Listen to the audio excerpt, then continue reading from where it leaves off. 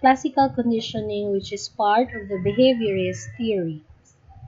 So, classical conditioning, developed by Ivan Pavlov. Pavlov's biography. Pavlov was a Russian physiologist who first described classical conditioning in 1899 while conducting a research into the digestive system of dogs. Pavlov was interested in the role of salivary secretions in the digestion of food and was in fact awarded the Nobel Prize for Medicine or Physiology in 1904. His research study. Pavlov used an apparatus to measure the amount of saliva produced when the dog ate. The flow of saliva occurred naturally whenever the food was placed in the dog's mouth, as salivation is an involuntary reflex response. So, what did Pavlov observe and discover during his experiment? Pavlov observed that the dog's salivation not only at the sight of the food, but also the sight of the sound of the lab tech who had been preparing the food. Pavlov was intrigued by these unintentional observations and he decided to conduct further experiments. His subsequent experiments provided clear evidence of a form of learning based on the repeated association of two different stimuli. So part of his concepts. First is stimulus. Stimulus is any event that elicits a response from an organism, while a response is a reaction by an organism to a particular stimulus. In Pavlov's experiment, stimulus is the food and the response is salivation. But another associated stimuli is the lab tech, of which the response is still salivation. How is this response explained? The salivation response is controlled by the autonomic division of the peripheral nervous system, which is involuntary. The salivation becomes associated with and conditioned to a new stimulus called the lab tech. This process is, in essence, the process of classical conditioning. So it means to say that the dog, which was the part of the experimentation, was being conditioned with two particular stimuli, the lab tech and the food. And the response is salivation. So what is then classical conditioning? Pavlov described classical conditioning as respondent conditioning, which refers to a form of learning that occurs through the repeated association of two or more different stimuli. Learning is only said to have occurred when a particular stimulus consistently produces a response that it did not previously produce. In classical condition, a response that is automatically produced by stimulus becomes associated or linked with another stimulus that would not normally produce this response. So, the key elements of classical conditioning. First is unconditioned stimulus. The unconditioned stimulus, or OCS, is any stimulus that consistently produces a particular, naturally occurring automatic response. So in Pavlov's experiment, the unconditioned stimulus was the food or the meat powder. So take note of that. Unconditioned stimulus, the naturally occurring with automatic response. Unconditioned response, or the UCR, is the response that occurs automatically when the UCS is presented. So in Pavlov's experiment, the unconditioned response is salivation.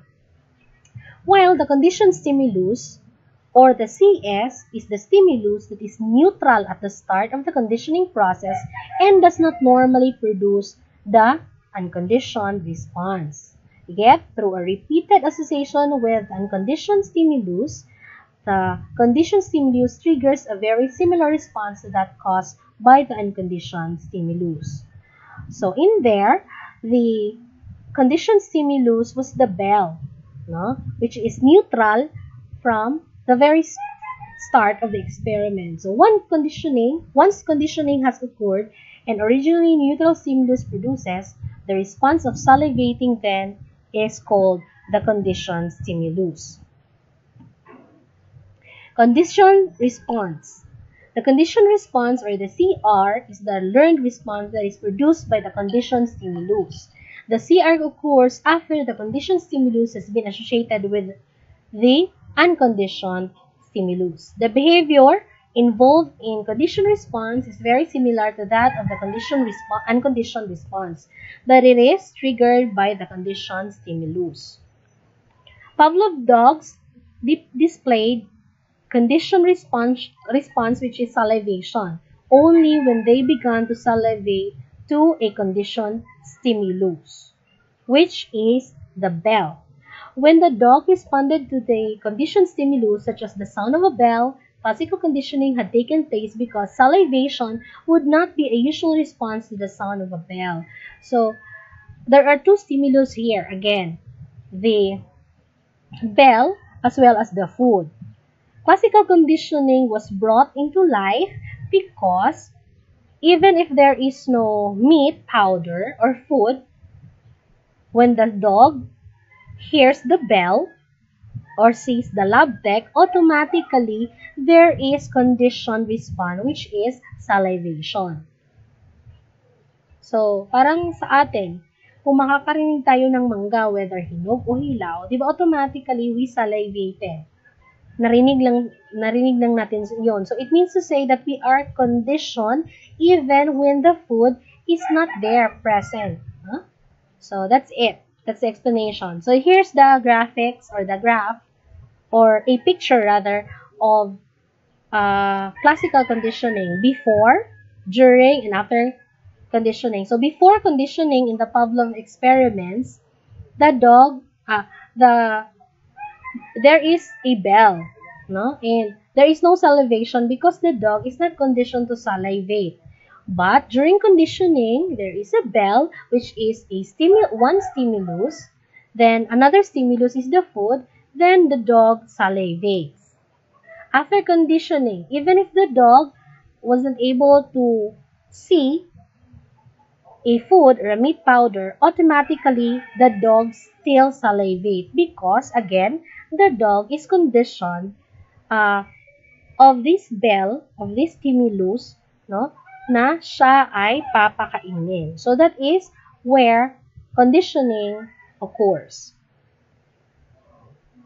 So here is another example. How does dog training work? So before unconditioned stimulus is the food, the response is salivation, which is the unconditioned response.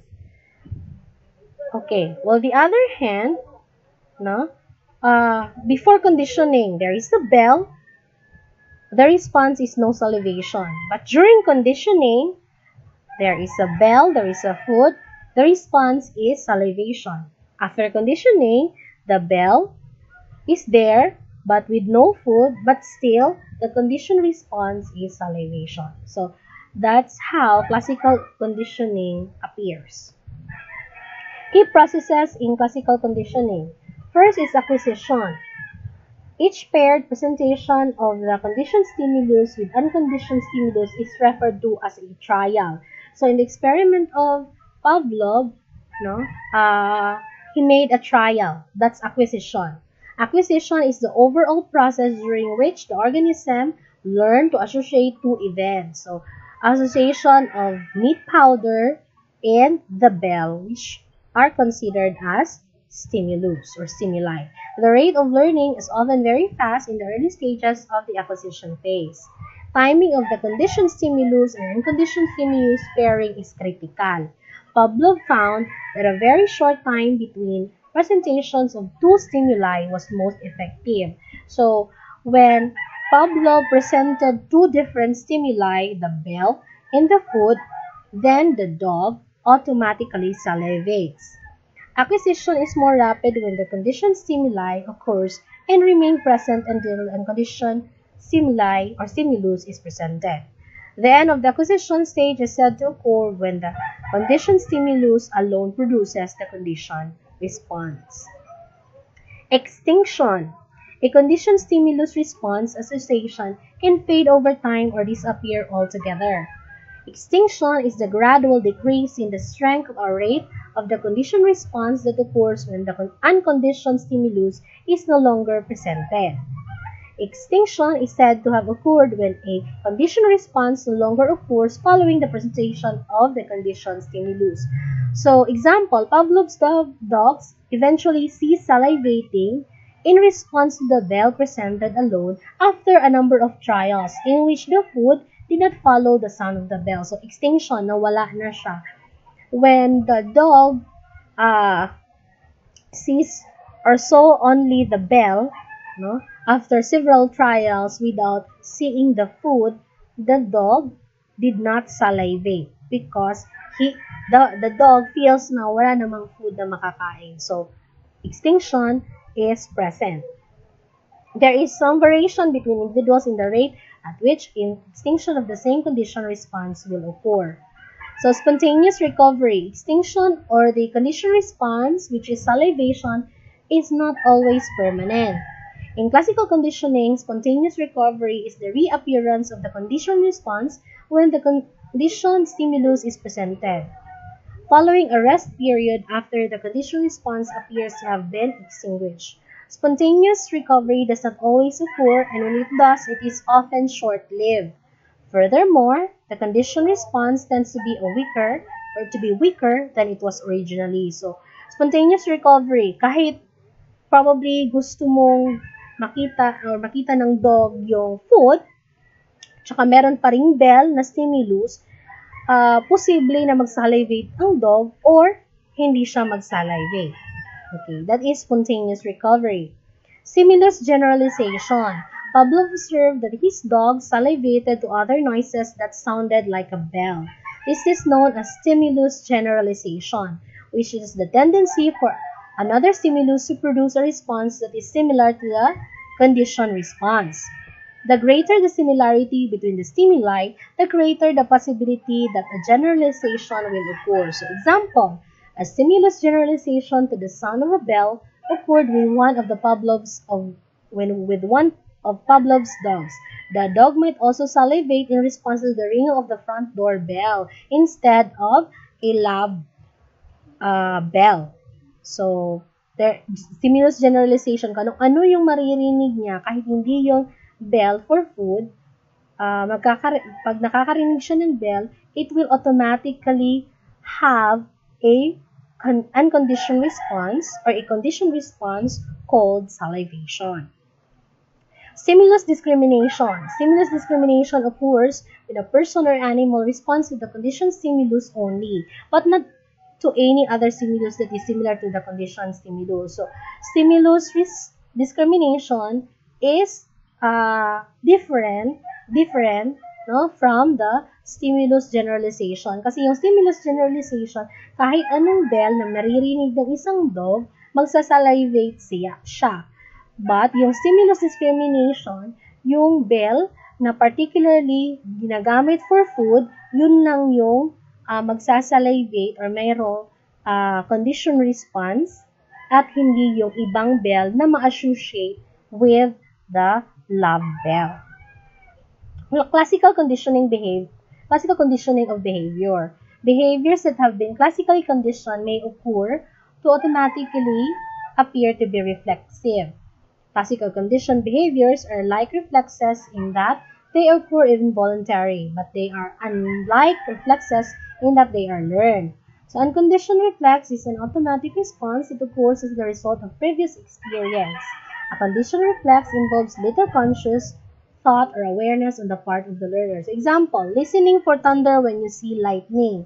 So, a person will automatically fear sound of a thunder because he or she was conditioned to that probably a danger will come. So, classical conditioning of behavior. So, pag sinasabi ng ating parent, especially our mother, na maghugas ka ng pinggan, kundi ay wala kang baon.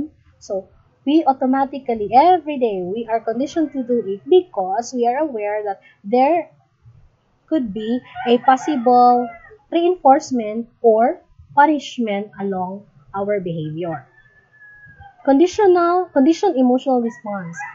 An emotional reaction such as fear of a specific stimulus is learned through classical conditioning. A conditioned emotional response is an emotional reaction that usually occurs when the autonomic nervous system produces a response to a stimulus that did not previously trigger that response. Example, fearing the sound of the dentist drill. Kahit hindi mo yung nakikita, paano ginagawa? Paano ginagawa? At ma-hear mo lang yung sound, automatically, no, meron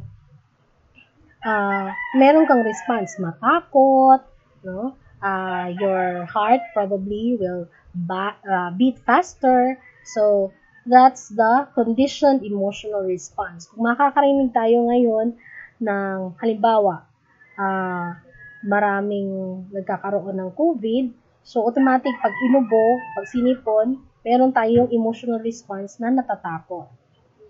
Okay, so that's for the theory of Ivan Pavlov. To you, one of my favorite theories, which is humanist theory. So, based on the discussion of categories of personality, when we say humanist theories, this theory focuses on understanding the behavior rather than explaining it. So, to further discuss humanistic theory, please consider as personality theories that discuss person as a whole. It means to say that you cannot separate one person or a person from his or her personality. As I've said, it emphasizes understanding the behavior rather than explaining it. And each person should be treated as a unique individual of which his life experience or life history is very important in knowing his personality. So, there are two well-known theories under humanist theories. These are Abraham Maslow and Carl Rogers. The one who is at my left side is Abraham Maslow, and from the right side is Carl Rogers. So, Abraham Maslow's concept of humanist theory is the hierarchy of needs. He was also known for motivation and meta-motivation, and self-actualization and self-actualized persons. Carl Rogers, on the other hand, is known for his person-centered approach, congruence and incongruence, and conditional positive regard, supportive psychotherapy, and transpersonal psychology. So, we will check it one by one. Abraham Maslow, 1908-1970. The biography of Maslow. Maslow was born in Brooklyn, New York in 1908. He was the eldest among 7 children or siblings. His parents are Russian immigrants, and he feels that he's not physically handsome. That is why he was bullied during his childhood. He got his PhD in psychology at Wisconsin in 1934. So moving on, human motivation, a hierarchical theory. For Maslow, he believed that human beings are interested in growing rather than restoring balance or avoiding frustration. For Maslow, he considered person as positive, as good, or having this good-natured. So, he's trying to prove that person is or does not focus only on restoring balance with our lives, but we grow and we satisfy our needs. Second is that people or persons are wanting animals. We desire satisfaction and we rise above others. And to become self-actualized persons, individual must move forward towards growth, happiness, and self-satisfaction. So that is for the explanation of Maslow with regards to humanist theory. Okay, let us try to dissect motivation from meta-motivation, of which very is very but evident in his hierarchy of needs. So motivation for Maslow refers to the reduction of tension by satisfying deficit states or lacks. For Freud, he called this as defense mechanism. But for Maslow, he called this as motivation. Our motivation to be loved, to have to acquire affection from others, no? To be respected, to gain power. That's it. To pass the board exam. Okay. This entails the D needs or deficiency needs. So later we will discuss D needs from B needs or being needs. On the other hand, metamotivation refers to the growth tendencies. This entails the B needs or the being needs. So again, motivation, need needs, deficiency. Metamotivation, B needs or being needs. So to categorize this in the hierarchy of need, these are the need hierarchy of Maslow. Maslow believes that he used pyramid to explain the need hierarchy because for him, if the lower needs are not met, the person cannot fulfill or cannot step up to the other needs. No? So from physiological, he or she cannot move to safety and security and so on and so forth if not he or she cannot satisfy the lower need or lower needs. So buckle up. Let us dissect different needs. First is the level 1, the physiological needs. This pertains to physical, survival, and biological maintenance of organism. So survival needs. If biological needs are not met for a given period, the individual will not be motivated to fulfill other needs. So that's it. So physiological needs, this is very common and we are very familiar with this, such as food, shelter, and food, shelter, and clothing rather. So, for example, of these physiological needs in relation to social work, if say for example, if there is a street kid or child at risk, this person or this kid is vulnerable to the different harm on the street. But in order for him or her to survive, he will do everything or she will do everything to feed himself or herself. No, kaya nga, kahit na unsafe ang environment, they're trying to, or these persons are trying to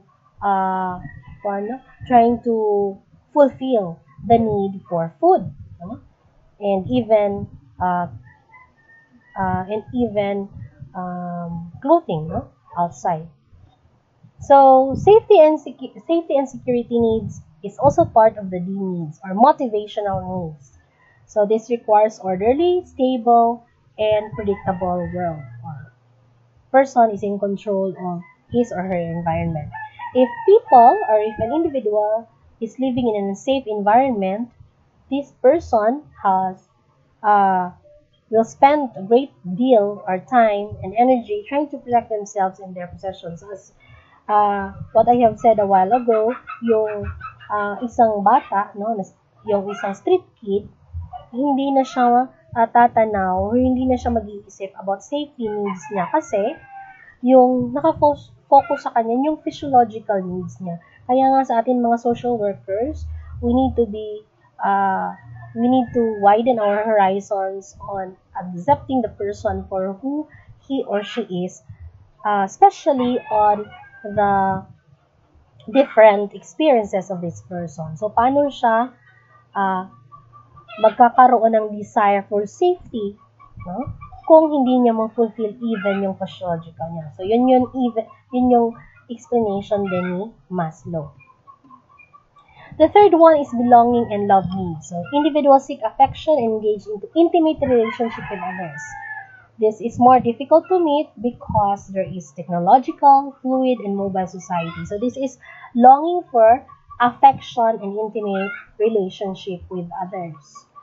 So in the theory of Erikson, this relates to the intimacy versus isolation needs. So kay Maslow naman, tinatawag niya itong belonging and love needs. So hindi ka makakaabot ng belonging and love needs according to Maslow if hindi mo yun ma-fulfill or ma-satisfy yung physiological at saka safety needs mo. The fourth one is the self-esteem or esteem needs. So this talks about achievements, this talks about status, this talks about masteries and dominance or power. So this entails recognition, no? And if individual cannot and will not meet these needs, the person becomes discouraged, even feel inferiority and weakness. So, and Maslow describes these two kinds of self-esteem needs. These are need for respect from others and need for self-respect. So, these are very explanatory. Need for respect from others, need for approval from others, and need for self-respect or acceptance, no, for oneself. Okay, and the last one is the self-actualization needs. For Maslow, this refers to the desire to fulfill one's highest potential. But it is difficult to describe because they are unique and vary from person to person.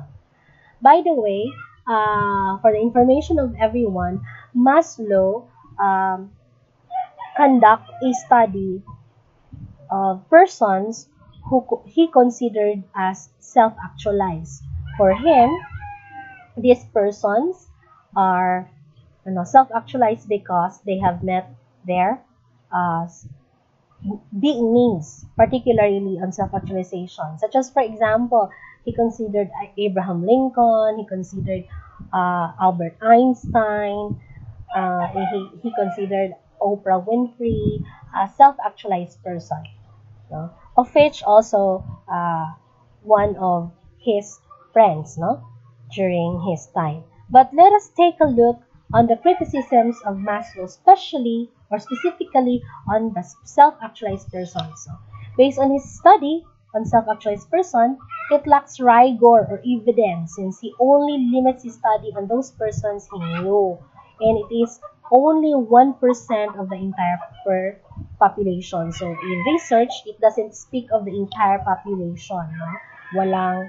Hindi concrete yung sampling ni Maslow. So, that is one of the criticism why other theories do not believe on Maslow's theory, especially on the hierarchy of needs. His study is simple, neglecting the hard work and pain that involve in growth and development of a person. If we try to look at the pyramid or the hierarchy of needs, it does not speak of how the person satisfies or fulfills lower needs up to the higher needs. There is no explanation of hard work and pain that involved on those specific achievement of the needs. Then it does not emphasize culture and gender difference. So there is no, it is being generalized.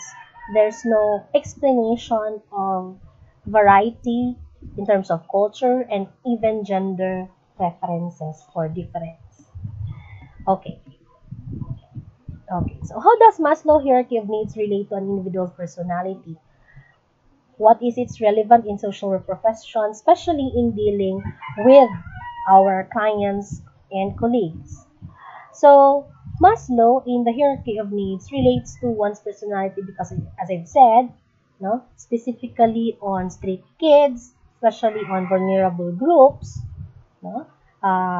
Like for example, the SAP distribution, social amelioration program, people don't mind the risk, the possible infections that they will get, no, in lining up just to receive the SAP distribution or the social amelioration fund, but they are trying to get much